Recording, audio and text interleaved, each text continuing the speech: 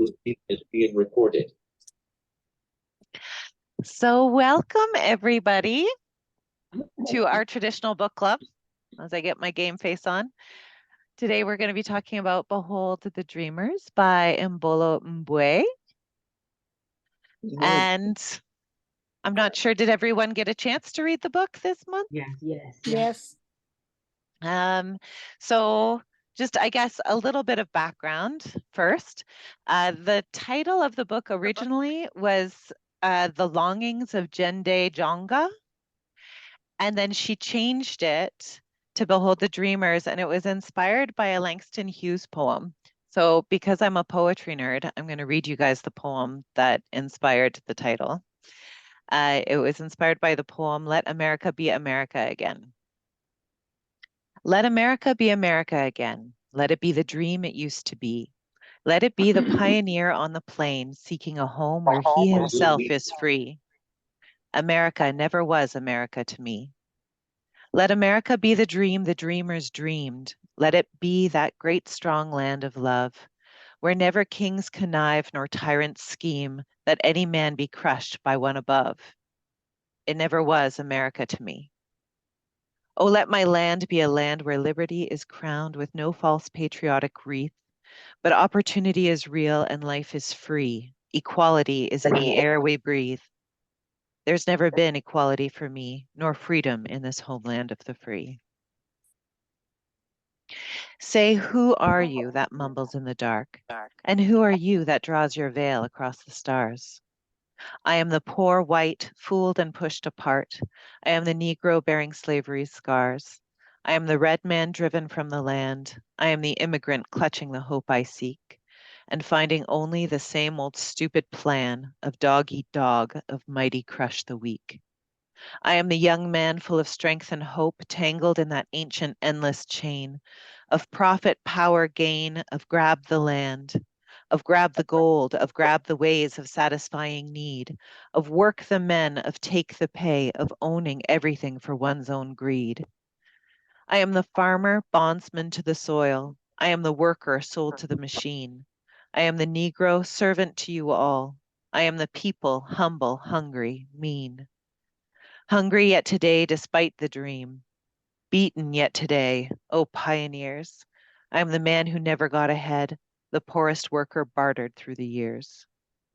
Yet I'm the one who dreamt our basic dream in the old world while still a serf of kings, who dreamt a dream so strong, so brave, so true that even yet its mighty daring sings in every brick and stone, in every furrow turned, that's made America the land it has become.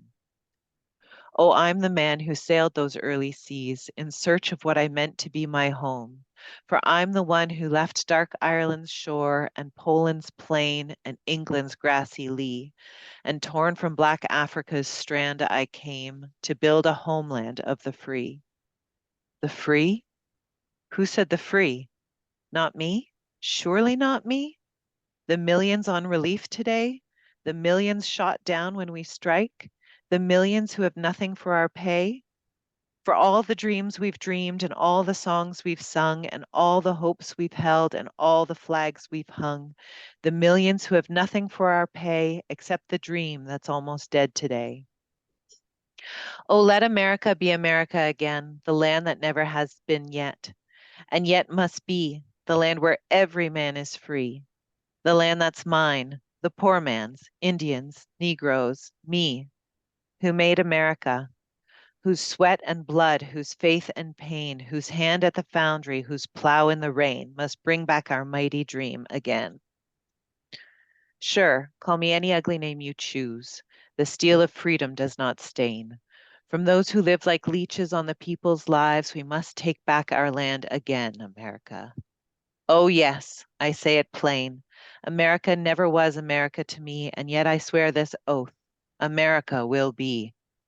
Out of the rack and ruin of our gangster death, the rape and rot of graft and stealth and lies, we the people must redeem the land, the mines, the plants, the rivers, the mountains, and the endless plain, all the stretch of these great green states, and make America again.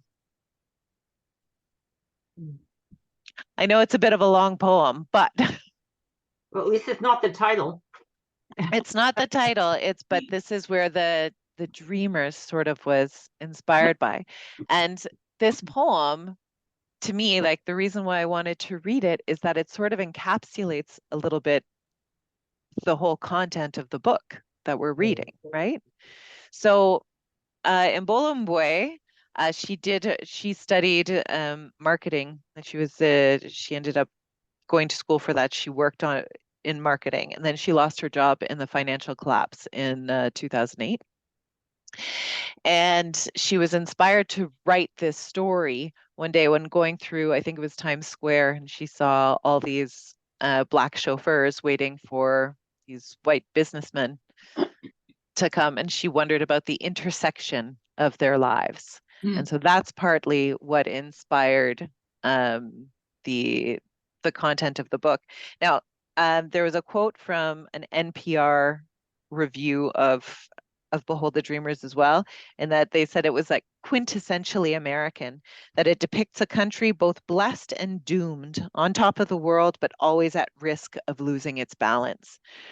And this is sort of, again, we see this in the intersection of the lives of the Jongas and the Edwards, right? We see that come out into play with these, like, the social disparities, even within the Edwards family as well, the feeling of like where the American dream, the realization of it, and the attempts to attain it, if that makes sense, right?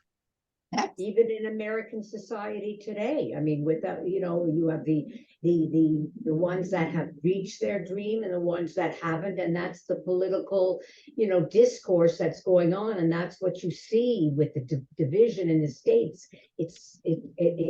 That's part of it as well, I think. Yeah, I agree. Anyone else? I find that the fact that I didn't realize that this 2008, you know, I lived it, but I didn't realize that Obama had not been into power yet. Mm-hmm. And yet they don't talk much about, they talk a little bit about it, but, you know, what was her feeling when, you know, 2 or 3 times in the book, they said, you know, we're going to have free, can you believe it? A Black man is going to be one of us is going to be president, maybe. But they never really talked, she never really addressed it. Because so much of the action of the book, I found that kind of, I don't know, it's scary. When you read the poem, I'm thinking of Trump. I'm thinking about, oh my God, you know, I mean, it is a problem in the States, as it is here, what's especially wild. Quebec. So I know I've talked with you guys before about Shakespeare, right? And I've said how one of the things with Shakespeare, one of the reasons why we study him is because, like, he looked at human nature, and it's like, even though it was written hundreds of years ago, it's still like current, right? Like it's still Yes. Pardon? It's still pertinent to what we're living today. Now, this Langston Hughes poem, in the same way, Langston Hughes poem was written in the 40s, 50s. Like it could have been written today. It could have been written like next week. Like it's so, the more things change, the more things stay the same, sort of thing. And that then Imbolo Mbue's book, I'm probably murdering her name, which I apologize for, but like it's that, why it begs the question, right? How are things still not changing? We keep thinking things are getting better. How are things still not changing? Well, does she mention the book about the 65 civil rights movement, that it changed, but it never really changed? Was that something in the book, or am I just I think she did mention that racism is still, you know, even though they marched and everything else. I don't know if it was that book or another book I read, but I think you got the feeling that things just never change. The more they change, the more they stay the same. thing. Yeah. And maybe things haven't changed, but we haven't heard about it. Now everything is so, you hear about everything. But It hold could have on, been the same all the way through. Hold on, I can't hear you. Wait a minute. I got it. I don't know if you saw my shadow there. It's my daughter's visiting. Oh, I'm sorry, who's calling? I think Addie's maybe on the phone. you know what? Can I just say something, Katie? And then I'll let somebody else talk like I never usually do. I Go was on. very surprised. I was very surprised that it was written by a woman. I couldn't tell by the name, and all while reading it, I never dreamt that a man hadn't written that book. I don't know if anybody else felt the same way. And when I found out it was a woman, I was shocked. I found out by going on Google because I like to read the reviews before I come on here. Did anybody else feel that way? It was like from a man's perspective, I found. I'll let the rest, everyone else field it. Carol, were you surprised at all that it was a woman author? Quite honestly, I didn't even think of it. I didn't pick up on it at all. I was surprised, I'll say. Carol You were Rabinovich, too. did you? I see you unmuted yourself. No, she's doing something else. I was surprised. I wouldn't say shocked because I mean, we have several different voices here, right? Throughout the story, like our main voices, I would say 4 main characters, right? While Jenge is the primary, we hear a lot from Nini, right? Like his wife's perspective is very like it's almost to the point of alternating chapters. I feel like her story is very much told like it's their story really that's being told. The Edwardses we have a little bit less, but both Cindy and Clark, like both of their perspectives, their voices are really strong, and I found the women's voices very strong and relatable. And I found it really interesting how different each voice was from the other. She said, the author said that she was a little bit inspired to the character of Vince, right? The eldest son. So Imbolo Mbue taught as well at university, and she was inspired. That character was inspired by some of her students, and the idealism and this. And I mean, of course, this was like when Takeover Wall Street was happening as well. And this idea of, idealism and a little bit of disillusionment, a little bit again about the American dream and the attainability of such. It's, sorry, I'm getting off topic on whether or not I was surprised that, but I was surprised. I thought it was a man as well until, I thought it was a male voice. I wonder what made us think that it was written by a man. I don't know what it was, but sometimes you could tell, but I don't know what it was. I just really thought it was from a man's point of view. I'm sure that part of it, at least part of it, was because the main character was a man. And yeah, maybe. I don't know. Right? So the main character is a Black man from Cameroon, and the author is a Black woman from Cameroon. So there's certain parts of life experience, firsthand experience that I think were probably integrated into the narrative. And we do have a tendency, right, which we talked a little bit about with the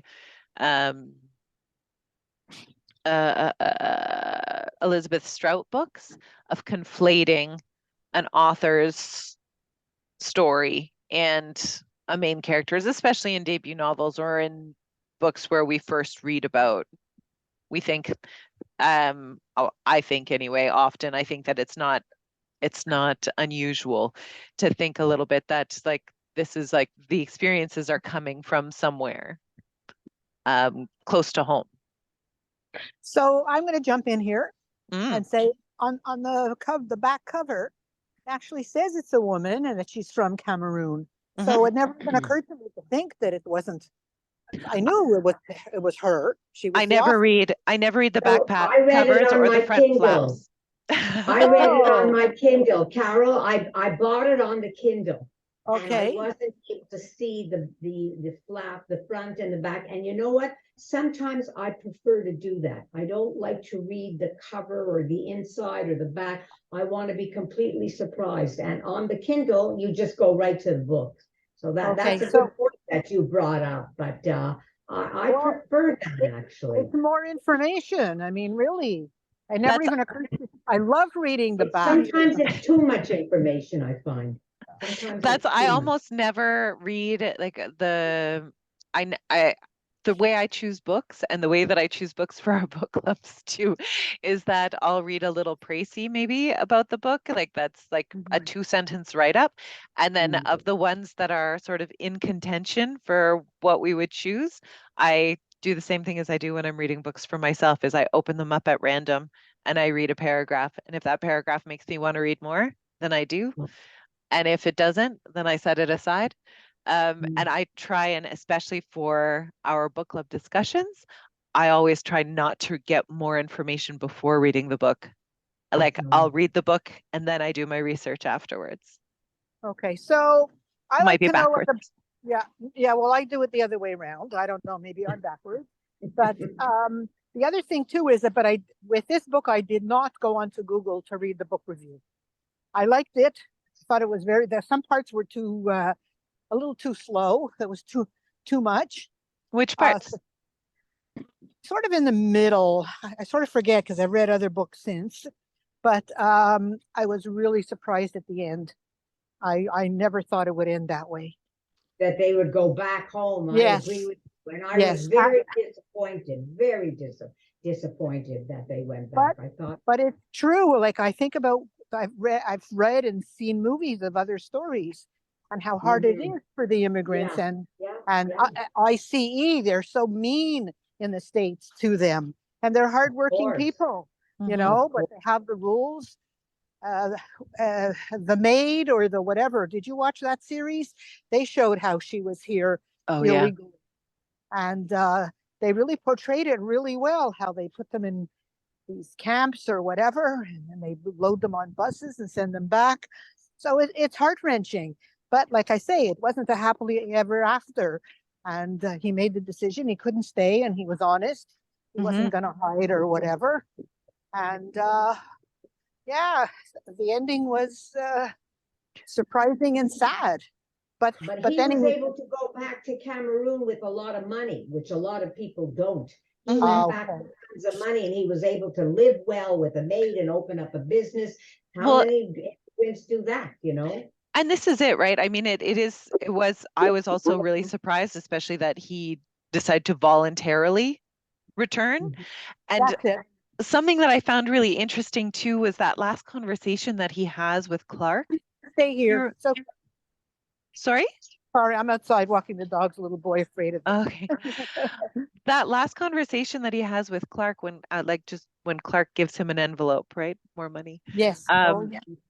But he says how he's actually looking forward to going home because Clark offers to like find him more legal representation, more advice, etc. And at that point, he's like, you know what? Like my body's here, but my heart has already gone home. And there are a few different. I didn't find it entirely sad. I found it bittersweet that they go home because Nene didn't want to go, right? She didn't want to go. She wanted to stay, but then she follows him, and that she follows him at the beginning and then she follows him at the end.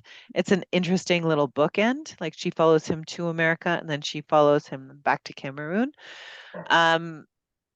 But there are the conversations that they have with some of their other friends as well. Like there's a conversation that she has with one of her friends whose name I forget, who says, I would go back in a heartbeat. I would love to go back and build a house near my parents and live a quiet life. And like, I remember the elements of the scene, but I forget her name. I think it started with an O. But there's got to be this pull, right? Back and forth between, like, when you immigrate, you leave all of your family, all of your friends, the life that you knew for something new. And as much as that may be wonderful or hard or impossible or whatever, something that you want to do, there's still a drawback, right? Like there's that saying, home is where the heart is. It's true. It's just that sometimes your heart is in multiple places. But the bravery of picking up and leaving, to me, Mhm. when in the Ethiopian community here in Montreal, I used to be involved with them, and you realize the hardships that they went through, the camps that they lived in, what they went through to get here, and the life is not rosy. It's No. far from being rosy. Especially I find they have different problems because not only are they immigrants, but they're Black. And not only are they Black, but they're Jewish. I mean, it's just like one thing on top of the other. And not only that, but any educational like degrees and everything that they have oftentimes isn't recognized here, which is like, so then you have to start over again that way too. But what I liked about the book was it wasn't packaged with a red ribbon, and everything went well and all. It didn't. It tells you life, it's not easy. And sometimes it just doesn't end up being a happy ending. And it's realistic in that respect. Well, and this is it too, right? Like it really, it Most ends. of you are. Sorry? Pardon? Who said something? Roseanne's hands up. I don't know Roseanne. how far most of you are from this experience. I wasn't very far. My grandparents went through hell to get here. They did, and I taught kids whose parents in 1965. I taught kids whose parents came from Morocco, and I'll tell you, it wasn't easy for them, and we don't realize it. But I did. There's this phenomenon called anomie. I don't know if you've ever heard of it. It's very common, and especially in it's where people come from another country and they come to Canada, and it's completely the opposite reversal of roles. The wife becomes the main breadwinner. She's the one working, whereas the man is doing that, doesn't know what to do. And half the time they sat at home and did nothing, especially in certain families. This is the way it was. It was demeaning for the husband to go wash dishes, but the wife had to go wash floors. So can I tell you what I liked about the book? Can I tell you what I liked, Katie, please? What I liked is that it took place in now, because I got a little tired of reading World War II and other things back in the past century.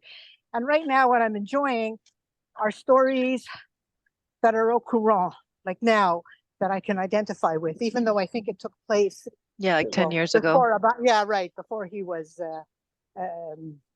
Obama was elected. So, and I like the fact that he loved his job, he loved his employer, and then as he found out more about them, their lives weren't perfect. So even though they had a lot of money, he saw that doesn't mean happiness. And the wife herself, and the fact that he stayed loyal to Clark by not telling her, his wife, where he was taking him to meet the mistresses. Nenny or Cindy or both? I can't remember the names. I'm sorry. What did you ask? Which wife? Which wife? Clark's wife or yes. Yeah, Clark's wife. What was her name? Cindy. Yeah, right. Cindy. Yeah, right. So, she caught on that he was. I didn't understand. I was very disappointed. What, Roseanne? I was very disappointed. Nobody's mentioning. The fact is that he beat her up. Yeah, he was. And what's shocking to me is never mentioned again. He beat her up. He didn't just hit her once or twice. He was he was beating her up to a pulp. I mean, the scene is not pleasant. And yet it's like totally ignored. And yet she's the one who's striving for an education, and he knows darn well that he doesn't have any. And that's what who are you talking about? I'm all mixed up what you're saying. We're talking about Jen Day. Jen Day there's one incident at right towards the end. And that part surprised me, because here's a woman who is I a agree. modern, she wants an education, she sees the value of it, and yet she can't get away from being, the husband is the one she can't get away. Like it's so ingrained in her, this idea that she has to do what he wants her to do, even though That's their culture. And she's and going back. that's shocking to me. And also the fact is that nobody talks about, was she responsible for Cindy's death? Finally, her taking Cindy over the edge? I think she was. No, I think No, Cindy it was is the responsible drugs. for her death. absolutely. I think she was. So it Yeah. wasn't so, I mean, I mean, the thing is that, so, okay, that's a lot to unpack in one go. So with the scene of domestic violence that happens towards the end, I don't disagree that it was shocking. I thought it was shocking, but I'm not surprised that then it doesn't get touched on again later. Partly because there's like, I don't know if you guys remember earlier on in the book, there's a time when I think it's Nini is, yeah, it's after Nini finds Cindy passed out in the bed and she calls one of her friends for advice, and the friend is like screaming over the sound of children and says like, oh, or else, like, not I'll give you something to cry about, but something along those lines. Then she goes away from the phone and then you hear a kid screaming. And then she comes back, she says, I swear you've got to get them now, otherwise before they turn into American kids. Like, and so like there was already this sort of again, I would hesitate to say that it's a cultural thing, but like of like sort of violence for like as a reprimand. Like it's seen as again with being used as a form of love, you know? But he was the boss. He was the boss. But this is it too. Yeah. She Sorry. was the Go ahead. boss. She was strong enough to go to want to be a pharmacist, and she was the one that went to Cindy and blackmail, gave her the $10,000. She was so strong. But when it came to her husband, he was the boss. He wanted to go back. She's going back. I mean, she was not American. She was still Cameroon in her mind and in her being, and there she was going back. She never became, an emancipated American woman or whatever. I don't, she just never, But I he mean, was the final say. I don't know that I wouldn't say that it's a hard thing to sort of judge other people's relationships, fictional or otherwise, right? But there's also like threaded through the book, there was also a conversation between Nani, Winston, and Jende about the difference between American marriages and African marriages. And he said, I think it was Winston who said, in Africa, it's like the man who leads and the woman follows.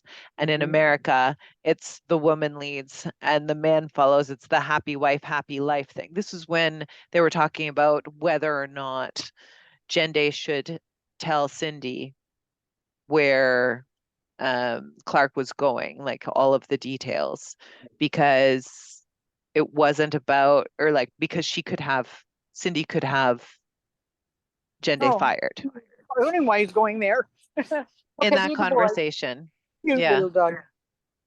Come on, let's go. Sorry, did I put my sound on again? Yeah, you did. Sorry, That's okay. sorry, we're on. Okay. The other surprising thing was that she had taken pictures of her. She photographed her when she was in that drugged state. So I was surprised when that came up. I know. Said, I couldn't believe it because she never said about it. I know. I actually went back. I got to that part and I was like, what? And I turned back to the scene. I was like, where does she take a picture? Where does she take a picture? I was like, did I miss that? No. And no. And I didn't see it again when I reread. Yeah. But then like her reasoning for doing it also makes some sort of weird logical sense too. Or she was just like, I just wanted to say that this was like, it was like her, this is what I found. Right. And also to say, Cindy had a very poor upbringing, and here she was living in the lap of luxury. Well, this is it, right? Like Cindy's story, right? She's a product of rape. She's Mhm. never been treated well her entire life.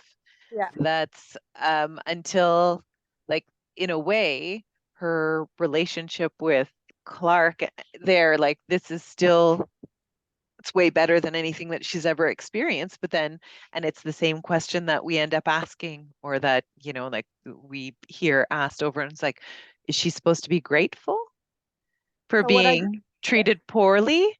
And then for like, and it, like, that she must have felt so much guilt still with being unhappy, because she Yeah. felt like she should be grateful, but then doesn't she deserve? But then, like, these drunken sort of ramblings that she had with Nani of her past and her present and her reality. And then, like, and then Nani's observations about how happy she was, like the only times that she really saw Cindy happy was when she was like, when her children were happy. yeah, She was and kind I of in was the same area. there Tell was a me big something. Do you think because they came to the US, because they came to America, that they were going to forget where they were from, change their ways of being? No. Because the woman was not, the man dominated. You think that was going to change just because she saw it around her, perhaps? I think that's not realistic. It's inbred, from Cameroon. Or I don't see the change. You see that the same behavior from before is part of you. Is part of you. Are they going to change? I don't think that's a realistic outlook, really. I don't. I'm not. Especially not even past like one generation, right? Like, Yeah, think about your grandparents, think about or even people from your parents' generation, and how they behaved and what they considered normal and what they considered to be okay, right? right. Like, I remember my grandmother, this is just like a cultural thing, right? But I remember her finding out that friends of the family were getting divorced, and she was absolutely scandalized. Just that's Sad. like, and they were getting divorced because he had been carrying on an affair for like years.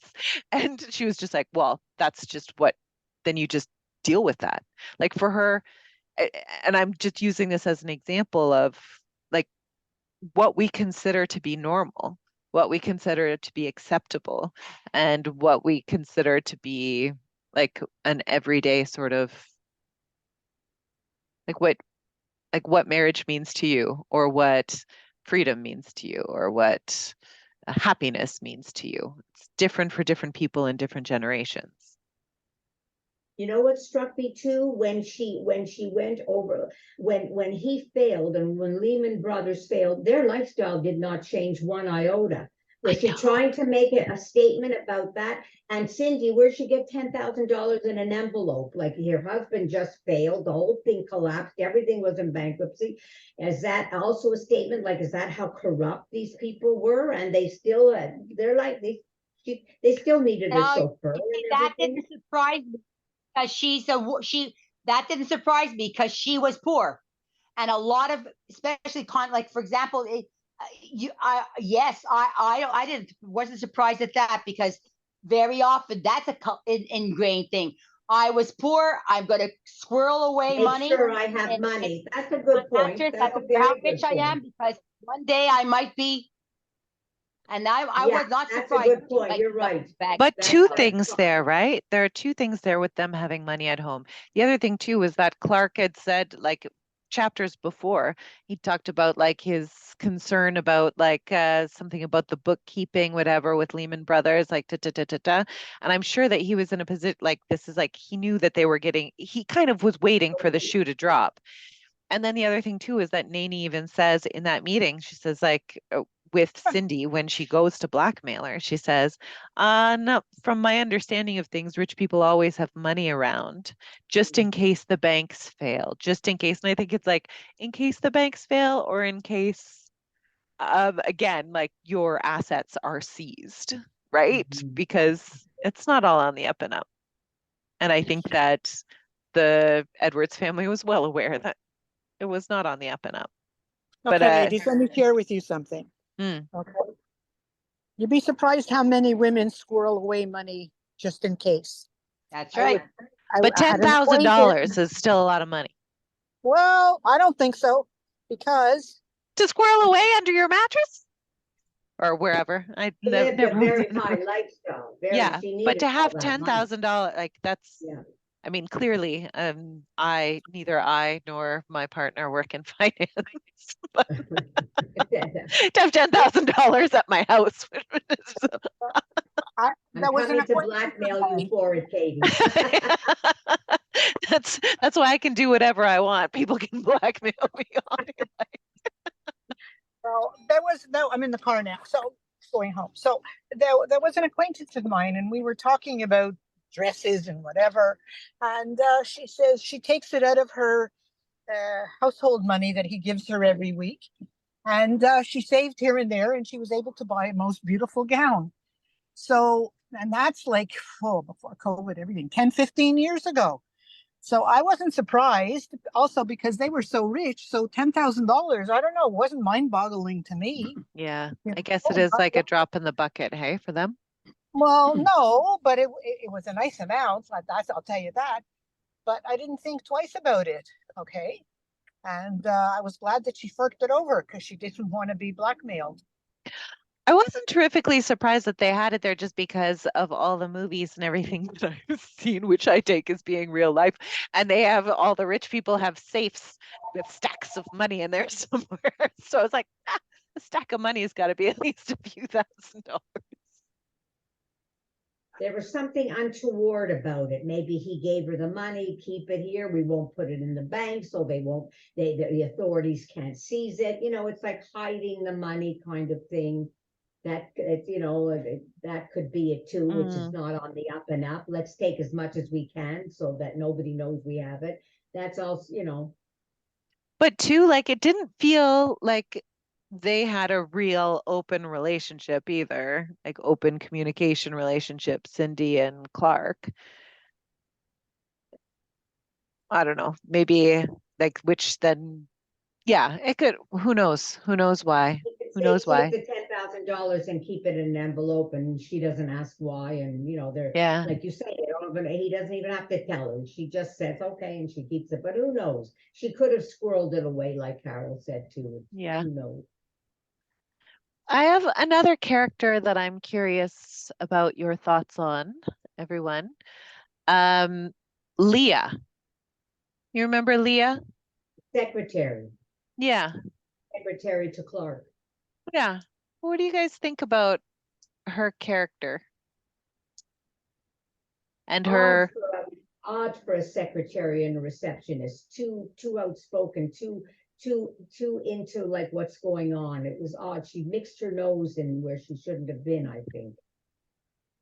She was too familiar with the family and with that's what I felt like felt. everyone was pretty familiar with that family, with the exception of maybe Anna. And like, I mean, like Nene got so implicated into the family after very little kind of work experience there, right? Like she was the nanny there during like when they were at the Hamptons and stuff. And of course she was Jende's wife, but it seems like there was a real attachment that developed between her and Mighty and her and Vince that, I mean, years didn't create that, right? It was just all in a very brief period of time. Wasn't it Leah that told Demi about the relationship between Clark and Cindy, that it wasn't all so wonderful? I think she said a few things to Nen. She did, which she was out of line to do that as his secretary. Well, see, and I feel like that's something that any staff who work directly for someone, like that's the kind of thing that you would share. Like you would say like, oh, by the way, but she didn't share like Nene didn't share the drug stuff with. No, but Leah shared to Nemi the relationship, the marriage between which I thought was a bit inappropriate. Like it's too familiar for somebody. She works for Clark and she's telling somebody about his marriage. Like that's like, I felt that shouldn't have, but I guess the thing that I kind of stuck at, and again that I went back to after I finished reading it the first time, is how Leah's position is left. So That's she right. loses. I agree with you because she's mentioned the last 3 pages. And I said to myself, I think she's preparing herself for another book. And it's going to be about Leah. Oh, that's That's what I'm interesting. saying. Why did she all of a That's sudden, very interesting. you know, it was very interesting. Like, where did she come?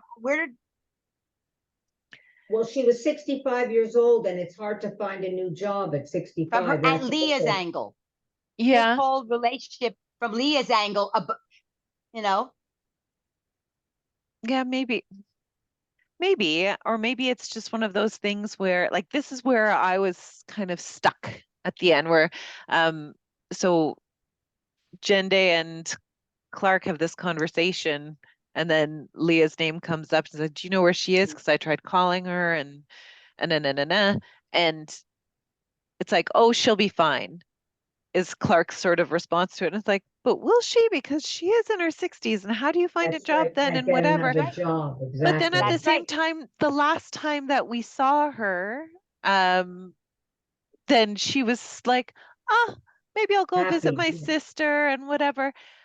But then, I mean, and maybe it was just my own morbid brain, because like after Cindy's death as well, I was like, is she okay? Is she like, And did she's she? by herself. She has no Yeah, family. yeah. And Maybe like the Clark positive took care spin of on her. things.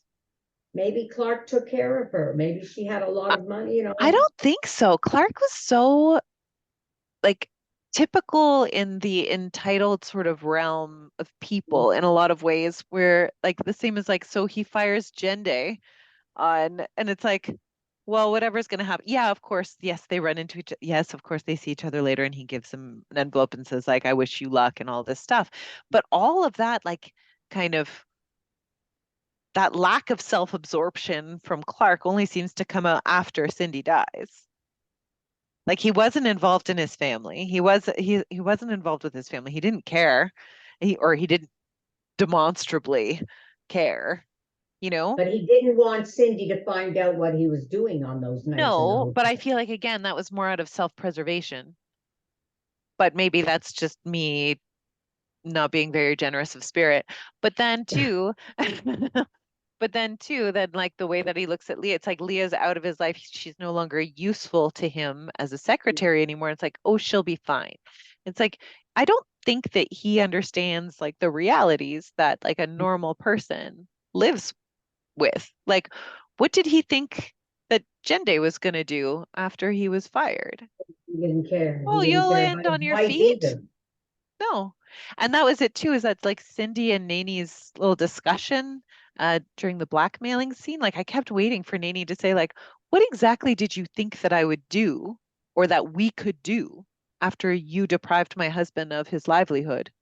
Like, what exactly did you think? Like, did you think that we would just be like, okay, and walk away? And like, it just seemed like a lot of that.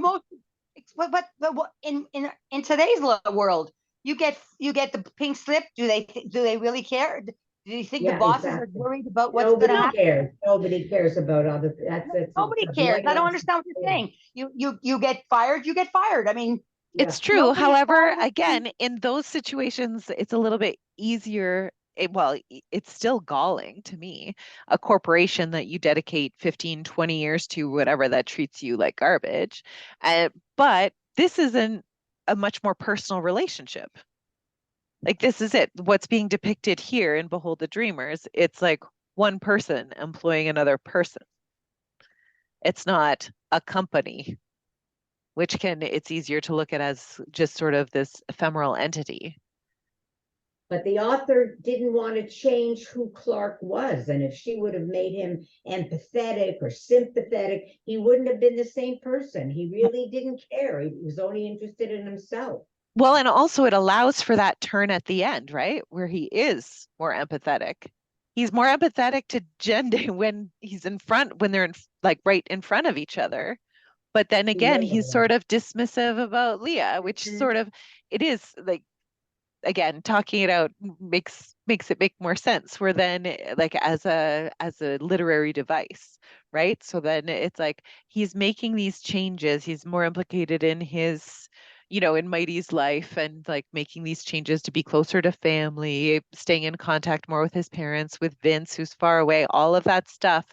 He's also been humiliated in New York as one of the people from Lehman Brothers going to the call girls. I mean, he's humiliated in his social circles. It's for him. I don't think it was such a spirit that, a good-hearted person going to live where his dead wife's parents are. I think it was mostly for him and self-preservation. What's good for him? But also this like recognition maybe of like we talked about we asked the question whether Naney was responsible for Cindy's death, but also this feeling that maybe Clark felt like he had some part of responsibility there too. And maybe that's also to recognize as part of the influence of this change. Did you find Clark a sympathetic character? I did. I had moments. Yeah. I didn't dislike him. Yeah. Carol? We don't know that world. We don't know that world. He also didn't have a great life. He didn't have such a great upbringing either. And it's just interesting that I don't know that life. I don't know people like him. And yet to get where he is, he had humanity. He did have, he like you said, in certain parts, he showed his humanity. He did. He just wanted the best for his family, and this was it. He couldn't do the two things at the same time, where he could take care of go to all the hockey games of the kids, and he went to the parties for his wife or whatever. I just found it sad. It's very. I think of Betty materialistic, though. Very materialistic. I think of Betty Ford. She was an alcoholic. Oh, she froze right in the middle.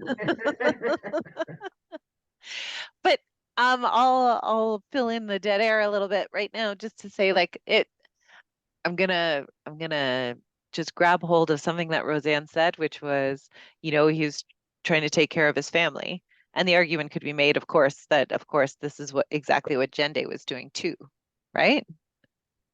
To compare and contrast the two patriarchs of these two different families, and that they build a relationship together. Again, it's like looking at the intersection of their lives. They had a lot of trust, or well, Clark had a lot of trust for Jende anyway, right? I mean, part of that was part and parcel with the NDA, but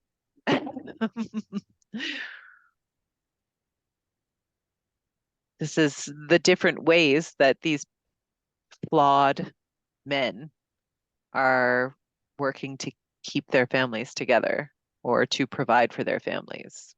Yeah. And I mean, to be fair, we're all flawed human. Women too. No, none of these characters are perfect, male or female. Yeah, but there's flawed women too. There's women in this today day and age. There are women like this too. Of course. It's very sad. Very sad. I found very sad, and yet very. I just found when he attacked his wife and was beating her up, I was shocked. That to me shocked me to no end. Really did. I don't even know why it was in. Unless that happens much more in many more cases. I mean, that in the Black community, I don't know. You know what, Carol? And they always talk about impregnating. I found that amazing. You always see. It's sad to say this, but I see it when I'm walking in the street. I'm so happy to see a man Black man with young children, because it's so rare. You usually see 3-4 young girls with their baby carriages, but no man, and they accept that, and they accept it. I have a cleaning lady. She has so many half brothers from all different places, all different islands, because and it's totally acceptable. Can I tell you something, Carol? I used to work for a lawyer who was on legal aid, taking legal aid cases. And who did we have sitting in the waiting room half the time? A young black guy on his phone with 5 different wives, not wives, women suing him for child support. And he was trying to figure out $10 to this one, $5 to this one. And you know what? I once had a conversation with him. It was a badge of honor. The more women you impregnate, the higher you are in. It was amazing because they go to legal aid because the women are all suing them. They want money, so he makes what, $30 a week or something. Well, I don't It's think that almost we a can badge of really, honor. I also don't really think that we can paint all people with the same brush No, I here. understand, but she did talk I don't about. know that it's necessarily, if it is a sort of cultural badge, I think that it is definitely subcultural. I don't think that it's across, I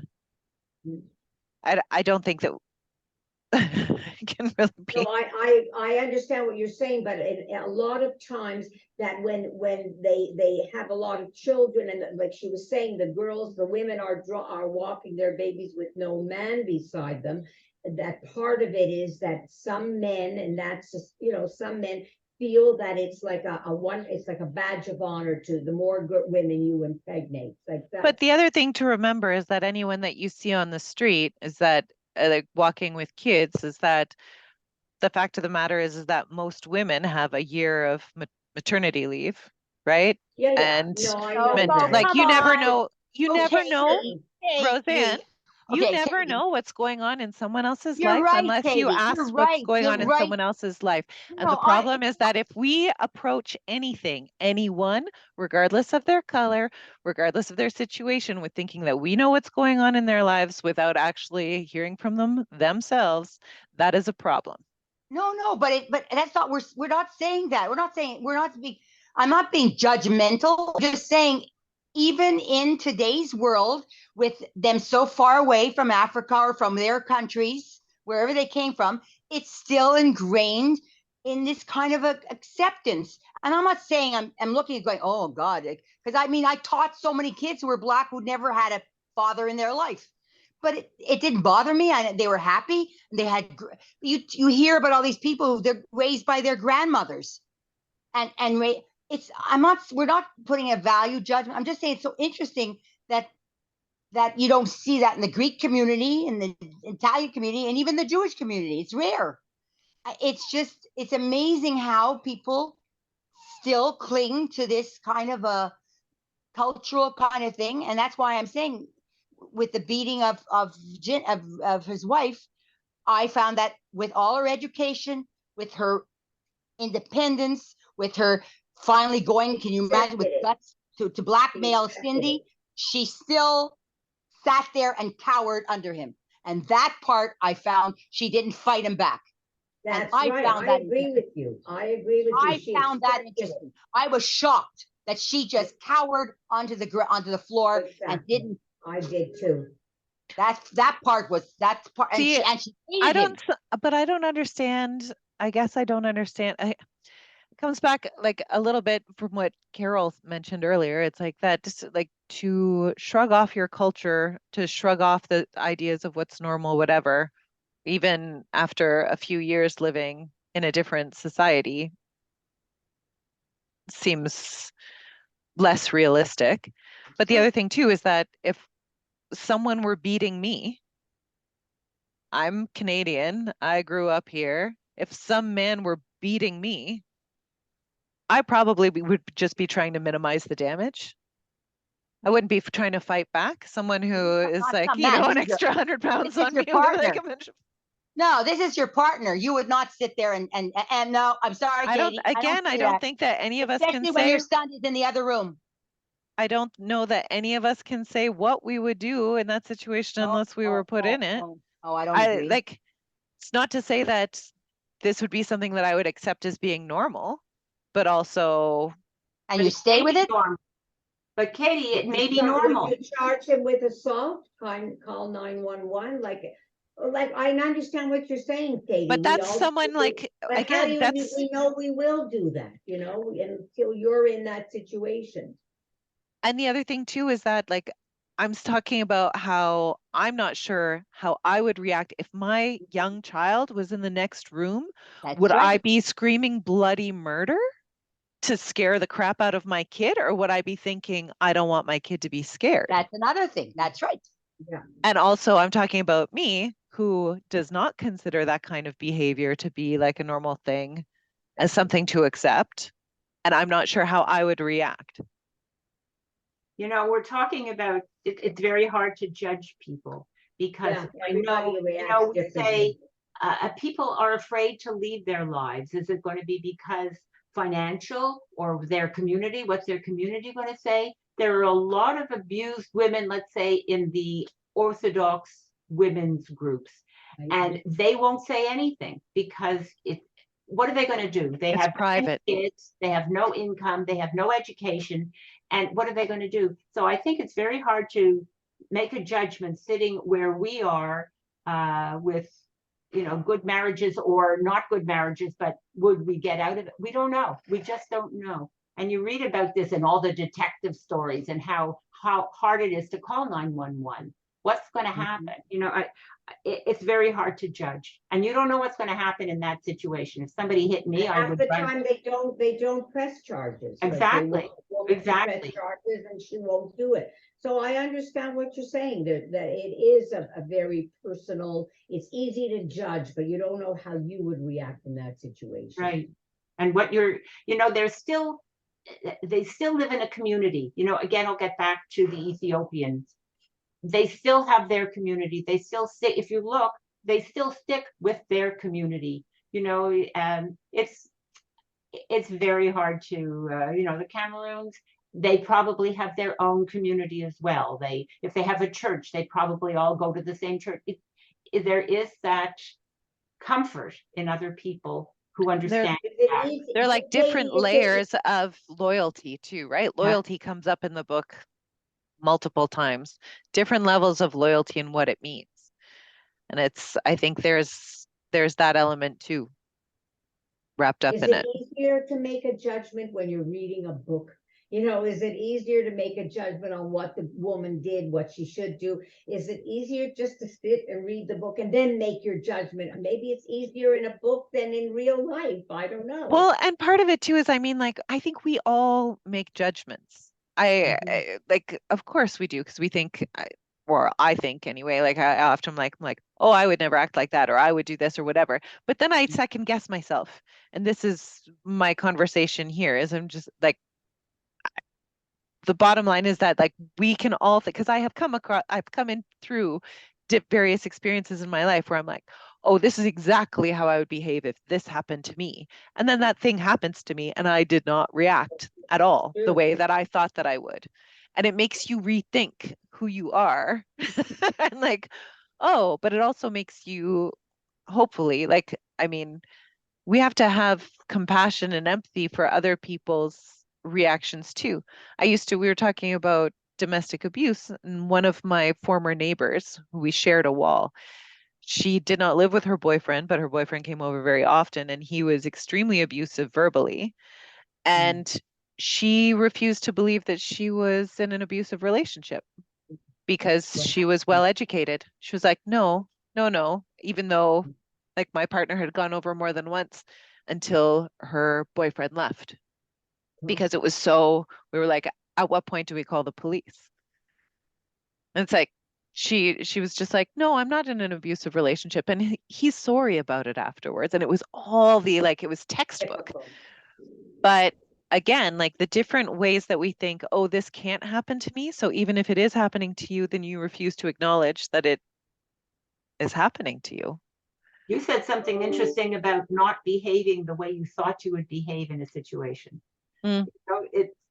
It's very easy to say, okay, I would never let that happen. Mm-hmm. Yeah, really? I would never let that happen. I would never be so dumb as to let this happen. Or if this happened, this is what I would do. And then the situation presents itself. And sometimes, to be fair, I have had moments when I have surpassed anything that I thought that I would be able to do, so I can pat myself on the head. But then there have been other situations where I'm like, how could I have let that, how could I have, or like where you end up just mute, or where you end up just, and you think, how, like, this is not the way that I would have thought that I would have reacted. You know what? Sometimes you say, okay, I'll let it go. I'll let it go. And finally you hit that point where you say, I'm not letting this go one more time. I don't care if the person's in authority. I am going to say something, but it could take a long time until you say, okay, I'm not letting them walk over me anymore, or whatever the situation is. Yeah.